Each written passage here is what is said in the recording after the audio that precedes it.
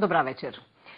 Деновиве, еве по долго време, православниот и католичкиот Великден се споија. Непосредно пред празниците, Социјалдемократската унија излезе со предлог полека и конечно да почне со напуштање на јулијанскиот календар и да се преминува во григоријанското време. Исто така, деновиве, Социјалдемократската унија и побара и јавна дебата и меѓу свештенството и меѓу верниците. Па господине Еленовски, веднаш би ве прашала, што мислите, дали е тоа возможно со оглед на конзервативизмот на Македонската православна црква, па и со целосното тактизирање околу незиното признавање и осамостојување. Еве, и да не речам дека засега више само србите и русите, надвор од целиот христијански свет, значи поинаку ги слават празниците. Па да, мислам дека е возможно, бидејќи ние мора да се движиме напред како држава и како општество. Црквата и верата е делот, една неспоив дел и вредност на самото македонско општество. Меѓутоа, насоката, визијата, каде се движи Македонија, наистина треба да ни интегрира во една заедничка слика и за идното македонско општество. Имајќи преди дека ние сме целосно посветени кон евроатлантските интеграции, сакаме да бидеме дел од таа Европа, нели зборуваме за најдемократската, најразвиената фамилија на светот. Ние полека треба да се доближуваме и преку различни други вредности, затоа почна нашата иницијатива веднаш после Божиќ, ја покренавме иницијативата за промена на јулијанскиот со григоријанскиот. Сметаме дека тоа не е ерес, напротив, сметаме дека и на еден начин и помагаме и на самата Македонска православна црква од два аспекти.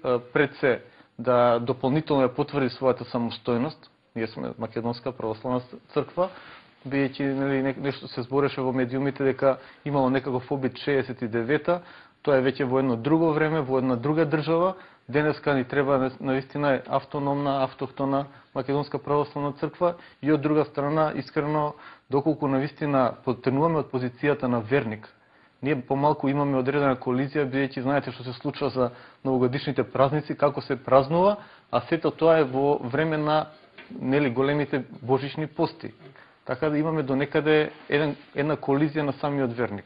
И сметаме дека таа иницијатива, која што ја продолживме пред неколку дена, каде што упатив лично писмо до архиепископот, исто така и до премиерот, бидејќи сепак станува збор за суштински дел од тоа секојдневното живење на државата, сметам дека треба да се покрене таква дебата и да се влезе храбро и ние исто така како што направивме многу други реформи во општеството, да направиме оваа реформа во поглед на прифаќањето на новиот календар.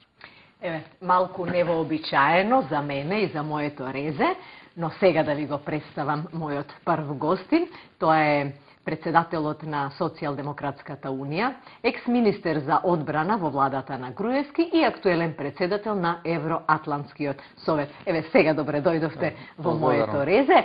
На моите гледачи само да им кажам дека веднаш потоа мој гостин ќе биде еден од помладите авторитети во детската хирургија, доктор Владимир Чадиковски, специјалист со силна волја и желба Универзитетската клиника да стане регионален центар за трансплантација кај децата. Јас се враќам сега на разговорот со Еленовски. Благодарам уште еднашка за поканата, мило ми е што сум во Скајнет телевизија. Ајде веднаш да почнеме со прашањата.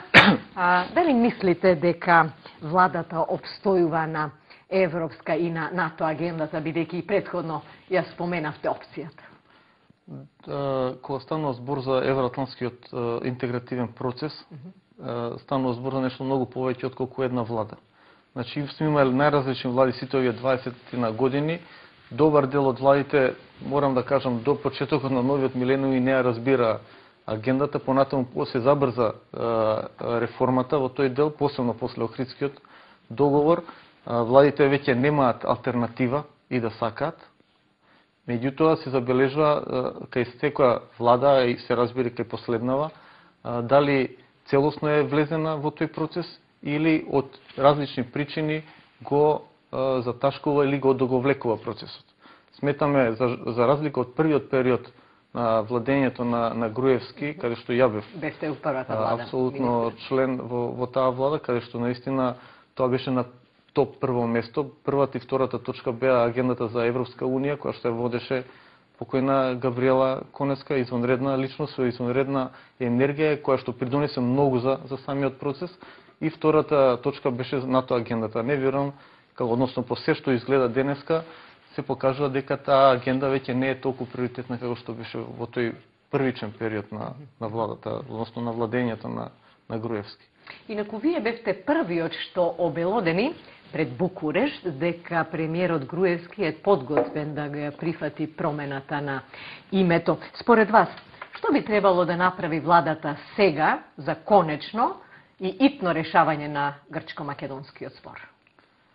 Видете, не беше тоа класично обелоденување, имаше изразена подготвеност за преговори.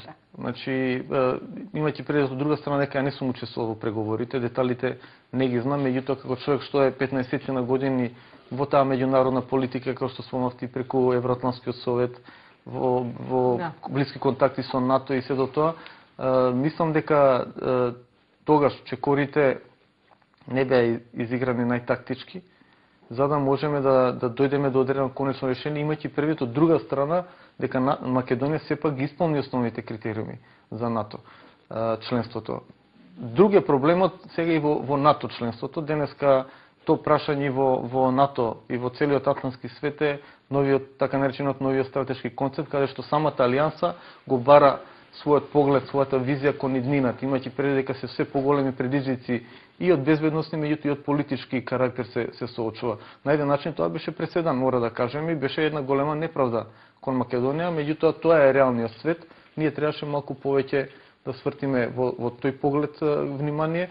Сето тоа од Букурешт до денеска што се случува, гледате, има едноставно тапкање во место. Што според вас би требало сега владата? Мора ние да ги динамизираме дипломатските напори. Не можеме на ова ниво повеќе да разговараме. Границите се стеснети, зидовите се стеснуваат се повеќе и повеќе. Дури нашите големи сојузници и поддржувачи на големата светска сила, Соединетите американски држави, кај нив веќе не ја гледаме таа енергија и таа поддршка која што беше исклучително пред 2-3 години, а и повеќе. Така да они до некаде се изморени во поглед на овој ваков сепак ирационален спор како што е, меѓутоа каков и да е спорот, спорот е реален, ние мора да се соочиме со него и да го решиме. За жал во македонската јавност многу како што функционираа сите власти овие 20 на години, бејќи спорот од самиот почеток на независноста на државата, за жал многу повеќе се користеше за домашни политички поени отколку за реално вклучување во процесот и реално решавање. Така нешто слично се случува и сега.